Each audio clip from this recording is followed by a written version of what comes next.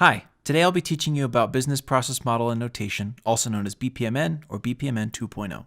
BPMN is a flowchart method that models the steps of a planned business process from start to finish. At a high level, BPMN helps stakeholders gain understanding through a visual representation of a specific process. Because diagramming can make complex ideas easier to understand, BPMN helps process participants, analysts, managers, technical developers, and many others to visually represent things like order fulfillment, incident management, purchase processes, and many other essential business sequences. In this tutorial, we'll quickly go over the building blocks of BPMN and spend the rest of our time creating a simple BPMN diagram together. To build my diagram, I'll be using a diagramming software called Lucidchart. Check out the link in the description below if you want to follow along in the product. You can sign up for a free Lucidchart account that includes a BPMN 2.0 shape library. BPMN is made up of certain elements or shapes that comprise its visual language. BPMN has four main groups of shapes. I'll be going into detail on each of these later, but here are the main categories. Flow objects. These include events, activities, and gateways. Connecting objects. These are the lines that show sequence and message flow, as well as associations. Pools and swim lanes. These represent major participants in a process. Artifacts. These bring an additional level of detail to a BPMN diagram. The first kind of flow object is an event. Events are triggers that start, modify, or complete a process. There are three types of events: start, intermediate, and end. Each process in a BPMN diagram must begin with an initiating event called the start event. A start event is designated by a circle with a thin border. Many start events contain an icon in the middle to define the event's trigger. For example, a start event that contains an envelope icon indicates that a message arrives and triggers the start of a process. An intermediate event has a double border made of two circles. End events signify the end of a particular process or path within a process. When you see an end event, you'll know that nothing else needs to be done in the process after that point. End events have a thick border. Intermediate and end events, like starting events, can be further designated by one of several symbols. And remember, your BPMN diagram, no matter what it is, will always have at least one start event and at least one end event. Activities are the next type of flow object, and they are the building blocks of BPMN diagrams. They represent specific tasks performed by a person or system, and they're shown by a rectangle with rounded corners. There are four main types of activities: task, sub-process, transaction, and call. For sake of simplicity, we'll only focus on tasks in this tutorial. A task is a single action that occurs in a business process, like mailing a letter or editing a draft of a news release. They are likely the most common shapes you'll see in a diagram because they represent actions performed by process participants. Remember that activities, like a lot of shapes in BPMN, can be further designated with icons to visually show important attributes, like message send or receive, user tasks, manual tasks, or service tasks, among others. The last type of flow objects are gateways. Gateways are represented by a diamond shape and are decision points that can adjust the process path or flow based on certain conditions or events. Like a pipe may split and divert water in two directions, so are gateways. They create a condition where a choice needs to be made. For example, a gateway can be used to show the separation in a process path where a customer decides between two different shipping options. There are several different types of gateways differentiated with symbols. We won't go more into these right now, but I'll include a link in the description of this video that covers each type in more detail. While gateways call out certain decision points, it should be noted that gateways are not decisions, nor do they make decisions. Rather, they dictate the flow of the process. Connecting objects are the lines present in every BPMN diagram. They show the order of activities to be performed, and there are three types. First is the sequence flow symbol, a solid line with an arrow at the end, which shows the main order of activities to be performed. Next is the message flow symbol, a dotted line that depicts messages that flow across pools. You'll see these lines connecting different tasks between swim lanes. More on that in a moment. Lastly, there's the association symbol, which shows relationships between artifacts and flow objects. We'll cover artifacts in a few moments as well. A pool represents a major participant in a process, like a company or an organization, and swim lanes show the participants within each company or organization. Swim lanes help define who is accountable for each part of the process, so no important steps are missed. Any process that involves one or more contributor will have swim lanes, and if you're modeling, for example, a business-to-business collaboration, you can give each company their own pool and further separate participants within each company with their own swim lanes. That type of BPMN diagram is called a collaborative diagram, and it's what we'll be creating together today. Lastly, there are artifacts. These are mostly used to bring an added level of detail to your BPMN diagram. There are three types of artifacts: data, group, and annotation. A data object represents data placed into the process, data resulting from the process, data that needs to be collected, or data that must be stored. A group object organizes tasks or processes that have significance to the overall process. For example, you might see a group around a certain set of activities and gateways. While a group may show a logical grouping of activities, it does not affect the flow of the diagram at all. Lastly, an annotation shape provides the modeler opportunities to describe additional flow parts of the BPMN diagram. Think of annotations as comments that can be used to clarify or explain a particularly complex part of a process. Flow objects, connecting objects, pools and swim lanes, and artifacts work together to make up BPMN's language. Now let's create a BPMN diagram together. Again, if you'd like to follow along in Lucidchart, check out the link below to sign up for a free trial. If not, follow along with your diagramming software of choice, or even a pen and paper. To further illustrate the concepts we've covered so far, I'm going to make up an example. We're going to make a basic BPMN diagram showing the process of buying ice cream in an ice cream shop.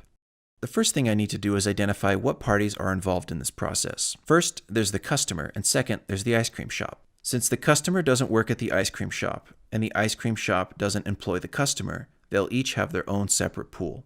This particular ice cream shop has 2 employees: the person making the ice cream, who we'll call the ice cream artist, and the cashier. These 2 will be put in the ice cream shop pool, but each have their own lane, as they have their own roles throughout the process. As we build this BPMN diagram, these will help us show quickly who's in charge of what tasks.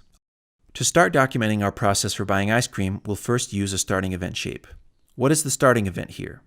For every customer, in order to get ice cream from the shop, they first have to enter the store. Once a customer is in the store, the first thing they'll need to do to continue the process is to review the menu. This ice cream shop has lots of flavors, and the customer wants to be sure they see something they like before they order.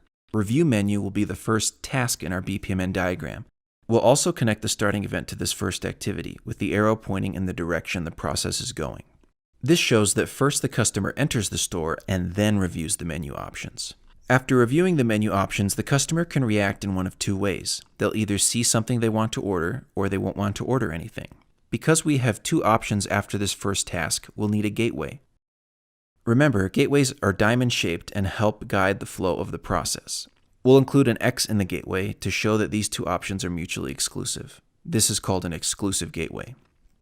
So we'll draw 2 arrows and label one wants to order ice cream, and the other doesn't want to order ice cream.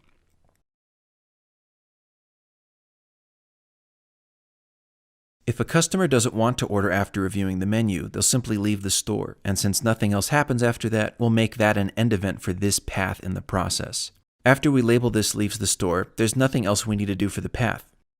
For the other path, if the customer is excited about a particular ice cream flavor and wants to order, the next thing they'll do is order ice cream. We'll make orders ice cream our next task in this separate path.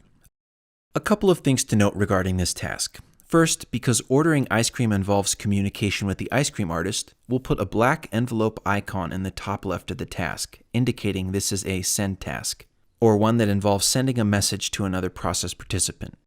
Second, we need to consider what comes next in the process for both the customer and the ice cream artist. If you're the customer, after you've ordered ice cream, you need to wait for your ice cream to be made. This is our first intermediate event in the process, and we'll label it Wait for Ice Cream to be Made.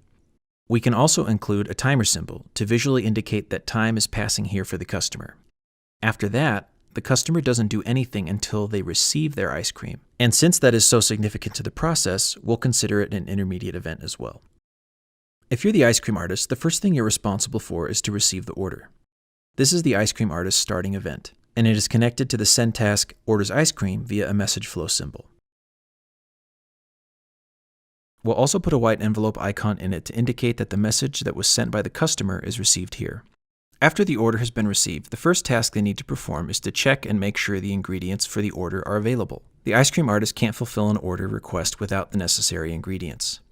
At this ice cream shop, all the ice cream flavors are in tubs, so the ice cream artist can easily see what flavors are available. For the sake of this example, we'll call the tubs of ice cream our ice cream data, which we'll represent with a data shape.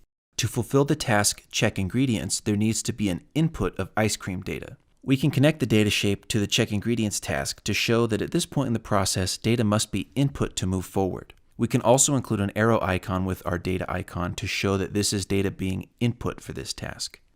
After checking for available ingredients, one of 2 things can happen. Either the ingredients are available, or there are not enough ingredients to fulfill the order. Because these options are mutually exclusive, we need another exclusive gateway to show the split in the flow of the process.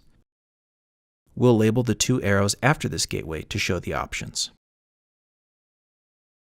If ingredients are available to fulfill the order, the ice cream artist can make the ice cream. Since making the ice cream is performed physically by a person, we'll put a hand icon in our task to reflect that. This is a manual task. After making the ice cream artist then gives the ice cream to the customer, which is another manual task. But if there are not enough ingredients to fulfill the customer's order, the ice cream artist needs to perform the task, informs the customer. Then the customer will need to review the menu to see if there's anything else they want. And since that is already a step in our process, we can connect it back to the first task for the customer. Then the customer can decide if they want to order or not, and the process will continue as we've documented it so far. When we go back to the task gives ice cream, we'll use another message flow symbol to return to the customer pool and connect it to the intermediate event receives ice cream. Now that the customer has the ice cream in their hand, the next thing they need to do is pay for it. For sake of simplicity, we'll say that this ice cream shop only accepts credit cards.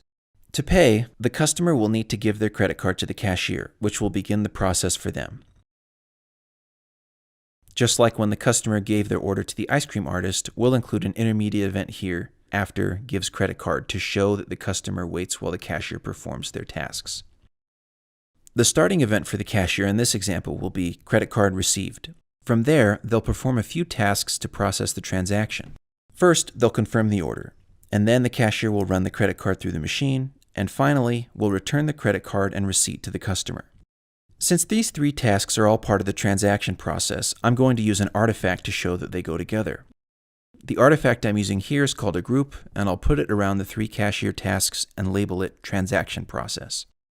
Once the cashier has performed these tasks, the process for the ice cream shop ends, so we'll put an end event here and label it transaction complete. When the cashier gives the credit card and receipt to the customer then needs to receive their credit card and receipt. We'll also make this an intermediate event. After the customer has their ice cream, method of payment, and receipt in hand, they're now ready to eat their ice cream. Their process ends when the customer finishes eating and leaves the store. Eats ice cream will be our customer's final task, and since it's a manual task, we'll label it with the appropriate icon. Leaves the store will be the end event for our process for the customer. BPMN is a great way to communicate complex processes to stakeholders in all departments. The example we made is fairly simple, but BPMN diagrams can get even more complex.